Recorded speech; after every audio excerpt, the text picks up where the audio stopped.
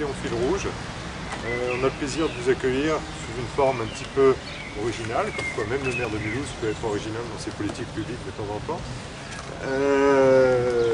En tout état de cause, c'est un travail aussi, et je suis entouré d'un certain nombre de mes collègues élus et adjoints. C'est un travail que nous avons voulu le plus transversal possible, parce que les Mulhousiens doivent se sentir bien en été à Mulhouse. Et nous devons préparer nos politiques municipales, c'est ce que nous avons fait, pour leur permettre justement de pouvoir profiter de l'ensemble des initiatives publiques, mais aussi de certaines initiatives privées, associatives, qui font un tout, qui font une ambiance, qui font qu'à Mulhouse, même en venant de Cassel, là on se sent bien, on prenne le temps simplement de s'arrêter et de profiter du centre-ville, mais aussi de profiter des quartiers.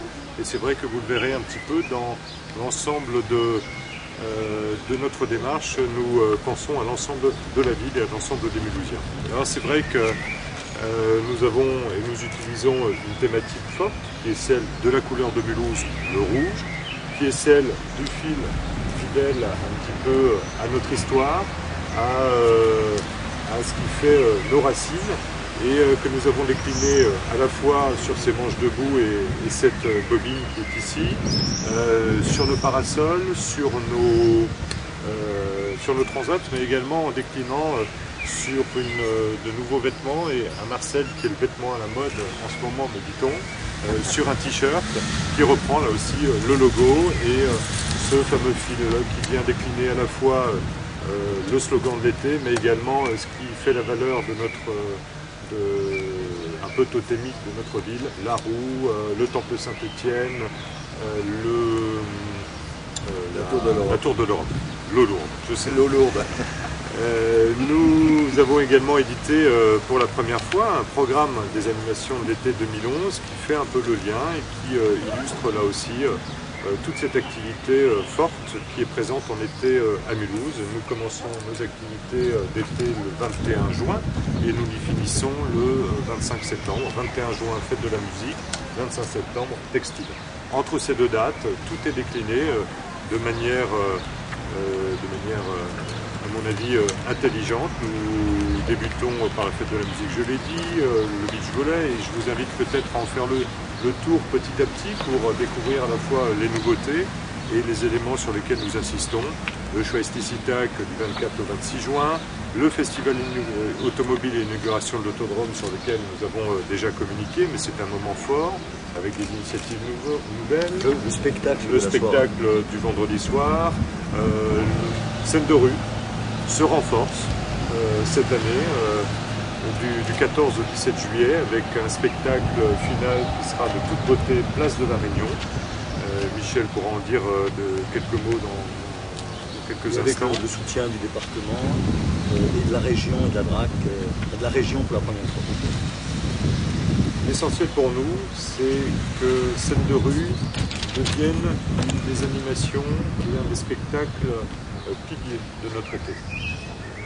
Nous avons renforcé les moyens et le soutien à cette manifestation pour que les Mulhousiens puissent encore plus se l'accaparer, je crois, les Mulhousiens et les non-Mulhousiens. C'est un spectacle qui fait venir beaucoup de monde et le spectacle final sera assez décoiffant et assez aérien et léger, comme chaque année. Vous avez vu que M. Chaboty, ça vous fera plaisir, Vita-Rue également est bien renseigné là aussi, parce que c'est une manifestation à laquelle nous croyons et qui permet d'ouvrir un petit peu cette notion de bien-être, de bien vivre, de mixité. Et nous avons souhaité dans ce petit fascicule soutenir les initiatives de ce type-là.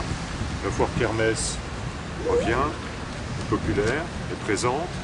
Le Tour Alsace fera étape cette année le 30 juillet à Mulhouse pour une arrivée et un final devant la Chambre de commerce.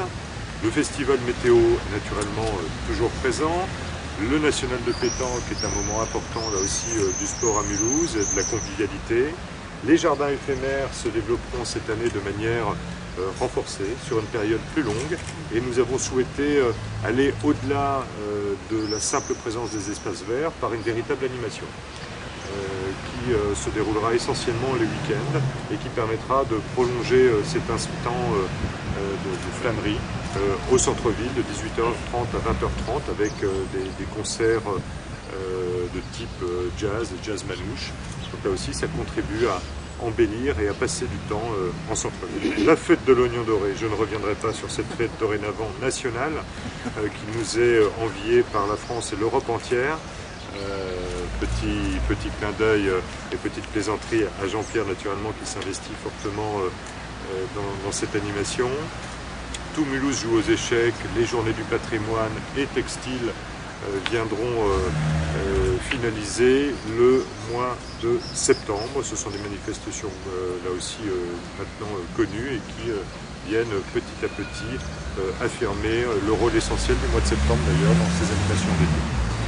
Alors quelques nouveautés sur les jeudis du parc qui fonctionnent très bien. Nous avons souhaité amplifier cette manifestation et pour la première fois un jeudi du parc au sein des Coteaux, le 30 juin. Nous débuterons cette manifestation des jeudis du parc parce qu'il y a notre volonté de nous élargir vers l'ensemble des quartiers mulhousiens.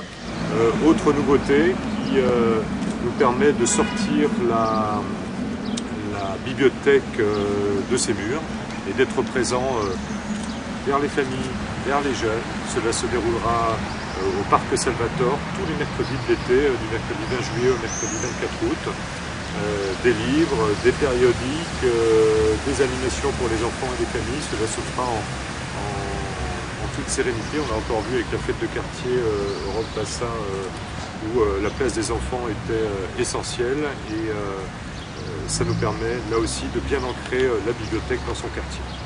Autre nouveauté, toujours autour du nouveau bassin, ce que nous appelons les vendredis dorénavant manifestation art et glace. C'est une pause gourmande autour d'un espace de convivialité au milieu des œuvres d'art naturellement de l'allée Weiler avec les artistes qui les ont créés, qui les ont implantés. Et cela permet de passer en toute simplicité du bon temps entre Mulhousiens. Oui, visite commentée, oui, c'est ça, avec les artistes. Le café journal également, qui avait été introduit l'année dernière, sera toujours présent le samedi matin avec une ambiance musicale assez détonnante entre le mois de juillet et le mois d'août. C'est-à-dire qu'on peut venir le samedi matin, passer du bon temps tranquillement avec le soutien du journal d'Alsace. Autre nouveauté toujours, c'est des soirées autour de la danse, le samedi et un dimanche, des soirées latino au Square de la Bourse, des soirées salsa place des Cordiers, cela se fait en alternance. Ça permet à la fois d'avoir des gens qui savent danser mais qui inventent également, qui invitent également les passants et les participants à venir exercer de la salsa ou des danses latino. En tout cas, c'est une forme là aussi de convivialité. Vous le voyez sur cette page de notre programme, nous sommes présents le mercredi, le vendredi, le samedi, le dimanche également, puisque on entend souvent que le dimanche il ne se passe rien à Mulhouse. Et bien, nous avons voulu avec les commerçants et les restaurateurs aller au-delà de cette simple constatation en animant du dimanche 24 juillet au dimanche 28 août nos places de la Réunion, République et Concorde en organisant des brunchs. C'est plutôt les restaurateurs qui vont le faire et je crois que c'est une bonne initiative là aussi que nous avons voulu soutenir. Voilà un petit peu très rapidement l'ensemble de cette programmation qui vous est présentée. Le matériel qui nous entoure, une petite partie du matériel qui sera présent tout au long de ces manifestations, vise à donner là aussi un sens commun. C'est-à-dire qu'il y a plus d'une centaine, je crois, de chaises longues, il y a un ensemble de parasols, de manches debout qui constitueront dans chacune de ces manifestations une sorte de repère, de base, où l'ensemble des Mulhousiens qui y participeront pourront venir, comme nous allons le faire dans quelques instants, passer un beau moment, boire un coup, boire un café. C'est-à-dire que nous organisons un petit peu un mini-village de Mulhouse l'été en fil rouge, un été en fil rouge. Et je crois que c'est important ces petits objets qui semblent anodins, sont destinés à donner là aussi vraiment un tout cohérent, une ambiance. Et je remercie l'ensemble de nos collaborateurs aussi qui ont planché depuis quelques semaines sur ce travail qui s'est fait aussi en collaboration avec Marie-Jo Gebel et avec Maxime qui est notre graphiste et qui a créé lui-même ce logo original. Un amateur de BD, je l'aime bien parce qu'il me fait penser un peu à certains auteurs de BD. Mais je crois que là aussi, il décoiffe un petit peu et c'est très bien. Merci Maxime en tout cas pour votre implication avec vos collaborateurs et avec nos collaborateurs sur ce fait internet. Et nous pourrons suivre tout au long de l'été là aussi les animations. Un grand agenda avec les différents mois, juin, juillet, août, septembre. Et les différentes manifestations qu'on retrouvera en fait sous forme de on y accède sur mulhouse.fr. Voilà, tout à fait. Donc, et sur le QR code. Des QR codes, des flashcodes. Ah bon, ça s'appelle un QR code. Voilà, qui permettent de qui est dorénavant présent sur l'ensemble de notre communication. Les brunchs, ça se fera par différents restaurants des places.